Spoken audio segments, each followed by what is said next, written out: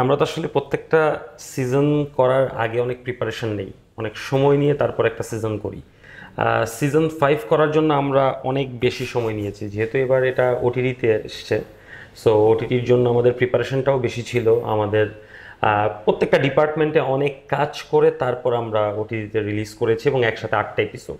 So আমার কাছে মনে হয় যে দর্শকরা সবচেয়ে বেশি এনজয় করেছে যে একসাথে 8টা পর্ব তারা দেখতে পেয়েছে। এইটা দর্শকরা খুব এনজয় করেছে, যেহেতু ঈদের সময় সবাই একটু ফ্রি থাকে। এই বিষয়টা সবার জন্য উপভোগ্য ছিল। আর নতুন সিজনে অনেক নতুন নতুন বিষয় আছে, অনেক নতুন নতুন টপিক আছে। সামনে হয়তো বা আরও অনেক মজার চরিত্র আসবে, আর অনেক নতুন নতুন ইস্যু তৈরি হবে, মজার মজার ঘটনা তৈরি হবে। সো বেশ এনজয় করছি আমি নিজেও। ব্যাচেলর পয়েন্টের এখনো কতটুকু জনপ্রিয়তা আছে আপনার কাছে? কি মনে হয় সিজন 5 এর শেষে এই জনপ্রিয়তাটা ঠিক শুরুর দিকের মতোই থাকবে কিনা, নাকি কমে যাবে? প্রথম কথা হচ্ছে, ব্যাচেলার পয়েন্ট কখনোই একতরফা ছিল না। ব্যাচেলার পয়েন্ট সিজন 1 থেকে সিজন 5 পর্যন্ত কোনো দিনই আমি এরকম পাইনি যে ব্যাচেলার পয়েন্ট 100% অডিয়েন্স আমাকে পজিটিভ ফিডব্যাক দিয়েছে।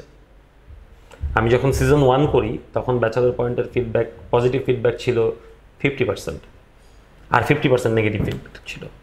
যখন আমি সিজন 2 করি 50% নেগেটিভ, ওইটা 60% পজিটিভে পরিণত হয়।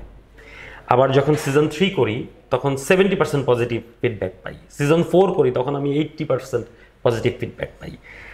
এখন সিজন 5 করলাম, এখনও আমি 90% পজিটিভ ফিডব্যাক পাচ্ছি।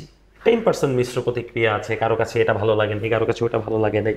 সেটা নাই লাগতে পারে। আমি আসলে 100% একটা জিনিস যখন আমি বানাবো, আমার ওই সেট, আমার ওই মিউজিক, আমার ওই কালার, আমার ওই ডায়লগ, আমার ওই পাঞ্চ 100% অডিয়েন্সকে কখনোই টাচ করবে না। কিন্তু মেজরিটি টাচ করলেই আমি ধরে নিব যে আমি হয়তো বা একটা মেজর জায়গায় পৌঁছাতে পেরেছি। সো ব্যাচেলর পয়েন্ট সিজন 5 এর ক্ষেত্রেও সেম।